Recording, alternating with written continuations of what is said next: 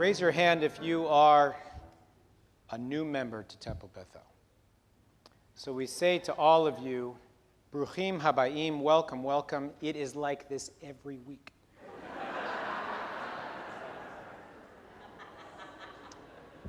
Raise your hand if you are an experienced member, a veteran member of Temple Bethel. You know that I'm lying. Raise your hand if you remember what Temple Bethel was like before we did our grand renovation, before in the old building.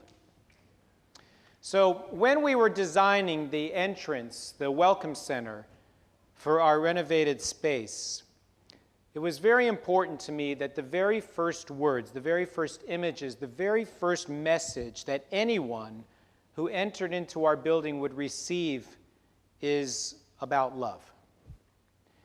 And love is in many ways, I think, the core value of the synagogue that you have joined recently or that you continue to call your spiritual home. Because as Stevie Ray Vaughan had taught us before, love is really what it's all about. Love is a word that is used probably too much and in too many different cases and in too many different contexts so that it's been denuded of its meaning. But essentially, love is spiritual Bluetooth.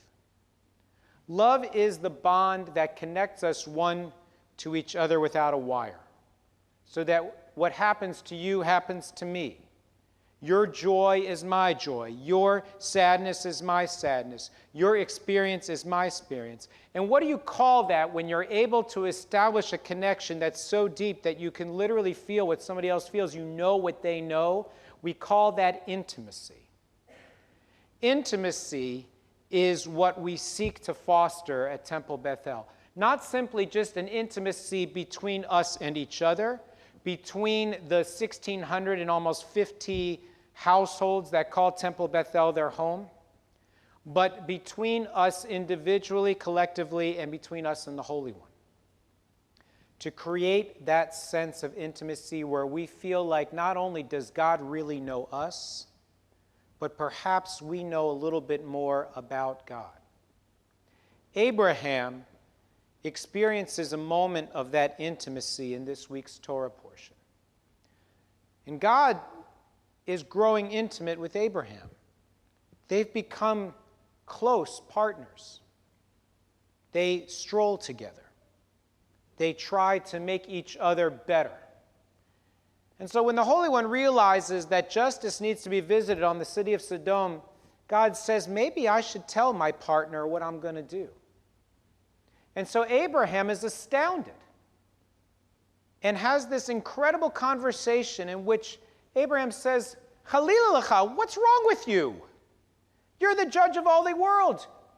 What if there's 50 righteous people in that city? You can't destroy the place for the sake of that 50. So God says, I will save the entire place if I find 50 righteous people there. Then Abraham says, well, what if the 50 should lack 5? What if I'm close? Are you going to destroy it if we can't even find those extra 5 people? So God says, if I find 45 there, I won't destroy it. Abraham says, what about 40? 40, you're good. 30, good. 20, good. 10, it's enough. Of course, you read the story later, you find that they don't find 10. God knew all along that it was the right thing to do.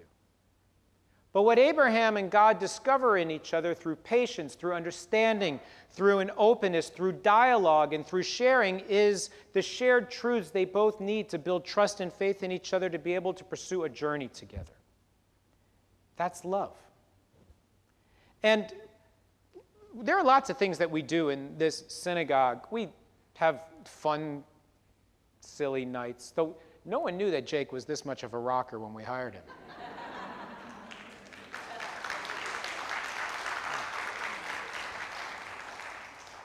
I just thought he could sing and play a little nifty tune. But we discover in the bonds that we create with each other, God willing, an intimacy that will help you to feel like this is your home away from home, that the temple community is your family, that you are a person here who is known and appreciated and beloved, that this is a place where, like Abraham, you can challenge, you can wrestle, you can grow, and you can learn, so that you have a better appreciation, God willing, for yourself, for all of us together as a community, perhaps a little bit more intimacy with God as well.